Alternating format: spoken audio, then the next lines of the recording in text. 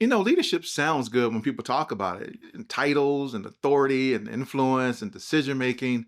But let me be real with you from the jump. Leadership is hard as hell. Leadership is the day to day work of leading by example and delegating and solving problems and making decisions with incomplete information and taking risks and still being the person everybody looks to when things go crazy. And if you've ever actually been in leadership, you already know this is not for the faint of heart. One of my mentors used to tell me all the time, leadership ain't easy ship. If it was, everybody would do it. And the longer I lead, the more I realize, yo, she was right. There's this idea floating around that leadership is about being in charge and calling the shots and telling people what to do and collecting that bread. Now that sounds cute, but the reality is it's way more complex than that. So I want to break down why leadership is so freaking hard. And I'll also give you some real practical ways to get better. Things that you can actually use if you're trying to unlock the cheat code to being an effective leader. So let's start here with the reality of dealing with people, because this is usually the part where nobody warns you about or that people even like to deal with. And was one of the biggest reasons that made me not to even want to be a leader in the first place. Leadership really means leading people. And people are, well, people. I mean, you got introverts, extroverts, deep thinkers, creative minds, super organized people, other people who thrive in chaos, all of them on the same team, all of them with opinions, all of them with emotions. And one of the hardest parts of leadership is managing conflict and competing interests. People are going to disagree. Priorities are going to clash. Everybody thinks their way is the right way. And somehow you are expected to bring order to all of that. This is where you got to display strong emotional intelligence. This is not an optional thing. It's mandatory. If you don't understand people, if you don't understand how to read the room, if you don't know how to listen beyond what people are saying, leadership is going to humble you real quick. Trust me, real quick. So how do you get better at this? First, you got to actually listen, not reply, not to defend yourself. Listen to understand. When people feel heard, trust starts to build, and you get to the real issue instead of the surface complaint. Second is to learn to make room for different ways of thinking. Everybody doesn't need to think like you. In fact, that's usually the problem. When people feel safe sharing how they see things, better ideas come out. And third, work on your own emotional intelligence. Read, learn, reflect. The better you understand your own emotions and other people's, the easier it is to lead without unnecessary friction. Now, let me talk about accountability. Everybody wants the title. Few people want the weight of accountability that comes with it. Leadership means making decisions, period. Not perfect decisions, not popular decisions, decisions with the information that you have right now in the moment. And if I'm being straight with you, that can feel mad heavy. Why?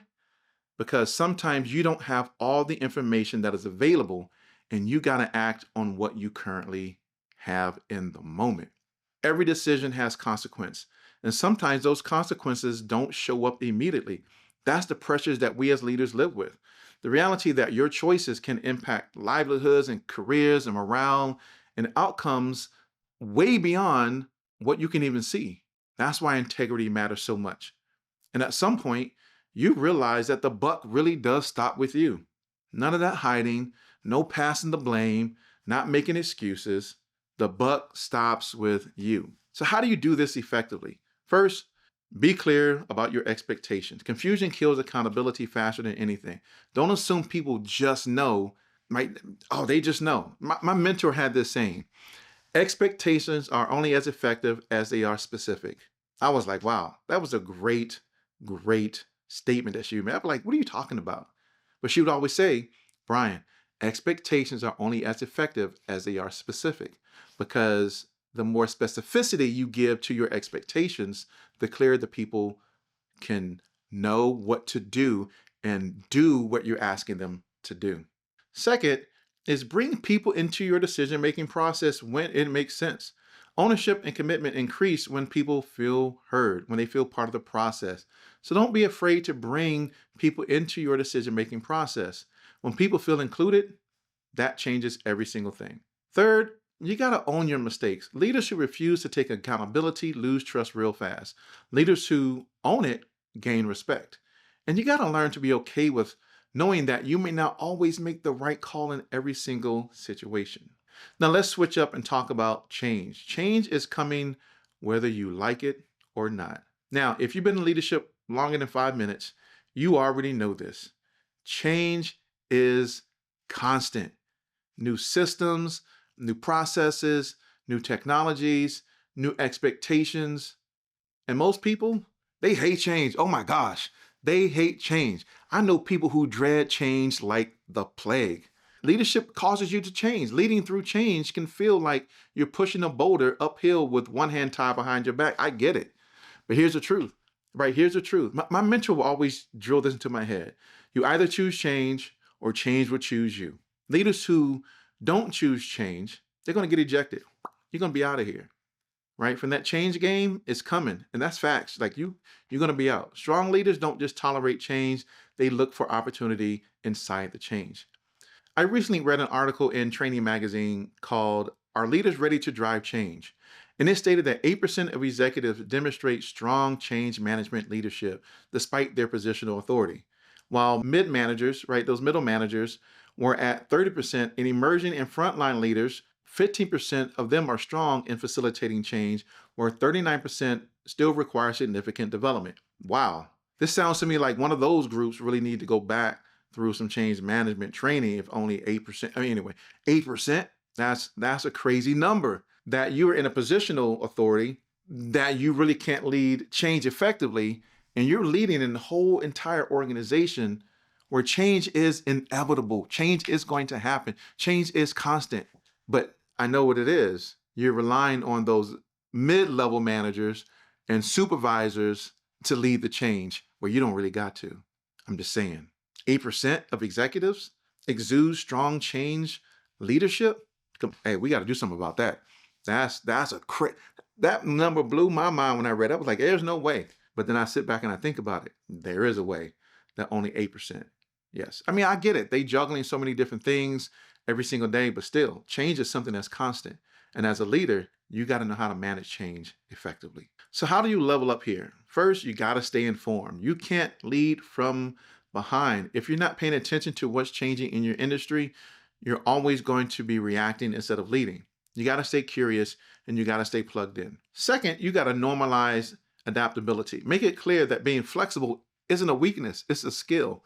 Call it out and reward it. When people see that adaptability is valued, they stop fighting change and they start moving with the change. And then third, be intentional about change management. You can't just drop a major change on people and then expect them to fall in line immediately. You need a plan for how to lead that change. How is change communicated and how is it managed? Or are you just setting yourself up for resistance? Next is something I think people learn the hard way, and that is you can't do everything yourself. And that's the point. No matter how hard you try, you just can't do everything yourself. Leadership can feel like a nonstop juggling act. Emails and meetings and deadlines and fires everywhere. Some days it feels like you're in a circus. Some days it feels like you're in the deep jungle. Some days it feels like you're on a deserted island. Some days it feels like the building is burning down. Sometimes it is, right? And here's the trap. Thinking that you have to do every single thing yourself. That's how leaders burn out. I'm sure you've been there before and you know how that feels. Once you're burned out, your effectiveness plummets. It drops real quick. Strong leaders know when to step in and when to step back. Right? So how do you get better at doing this, right? That's the key. You got to prioritize like it actually matters because it truly does. Everything isn't urgent and everything isn't important. Even though people like to think it is, it's not. Get clear on what really moves the needle and stop wasting your energy on noise. Second, you got to learn how to delegate and mean it. If you say you trust your team, but you still micromanage every day, that's not trust. Give people real responsibility and let them grow into it. Third is manage your time on purpose with purpose. Tools don't fix bad habits, but the right structure can help. Use whatever system you need to keep you focused and to protect your energy because burnout helps nobody. So here is something I know you probably already know. But conflict and criticism come with the job. If you're leading, conflict is coming. Criticism is coming. No leader can escape it. I mean, you can't. You're definitely going to get it, right? You're going to get the criticism. You're going to get the conflict. The difference is how you respond to it. Avoiding conflict doesn't make you a good leader. Addressing issues early, respectfully, and directly is what separates average leaders from effective ones. Now, I know many leaders who don't want to address tough issues and would just rather have them go away. I get it. You don't like dealing with it. On the other hand, I know leaders who try to handle conflict and their conflict management skills suck and they make the decision worse. So what can you do? So here are some things that you can do to get better at this. Deal with the issue head on. Don't dodge it. Don't let it sit. Address issues early. Talk it through and actually listen to all sides before trying to fix anything. Second, give feedback that helps, not hurts. Talk about the behavior, not the person. Be clear and direct. Have the right intent, the right tone, the right words, and point people toward how they can improve, not just what went wrong. And third, I learned this early on in my career. Model the behavior that you want to see and expect. If you can't take feedback, don't expect your team to. How you handle criticism sets the tone for how everyone else accepts criticism. Now, lastly, you can't lead if you're running on empty. Now, let me say this clearly. Leadership would take you out if you let it. I mean, I've seen it. I've watched leaders burn through their health, their energy, and their passion because they never slowed down. It's like running a marathon with a backpack full of bricks. If you've been in the military, you probably did that. I mean, we did stuff like that. But at some point, your body is going to push back. And the sad thing is that I personally know leaders who died due to not managing this aspect carefully. I mean, I love leadership, but it ain't worth me dying over. It ain't worth my health. And if you want longevity in leadership, self-care isn't an option. You got to do this because who are you trying to lead and you're stressed out, you're burned out, you got low energy and you're in poor health. So here's what you got to do. First is take care of yourself on purpose with purpose. Set boundaries, rest when you know you need to rest. If you're always running on empty, you're not leading, you're just barely surviving. Your health is part of the job. What's the phrase? Health is wealth, right? Health is wealth. Second, don't lead in isolation. Every leader needs people they can talk to honestly. Mentors and peers, somebody who actually get it. You got to figure out your own personal board of directors to help you through these tough times. Perspective keeps you from burning out or making dumb decisions alone. And then third, celebrate progress, not just outcomes. Wins don't have to be huge to matter. When people feel seen and appreciated, motivation and momentum follow. Look, I know leadership is hard. It's messy. It's uncomfortable. It's definitely not for everyone. And if you're in leadership today, it's going to stretch you in ways that you did not expect. But here's a cheat code. If you're willing to learn, if you're willing to grow, if you're willing to reflect and to adapt and to take care of yourself along the way, it's also one of the most rewarding journeys that you can take. You got to keep learning, keep refining, and keep leading with intention. Because I can tell you right now, the world doesn't need more titles. We got enough of those. It needs better leaders.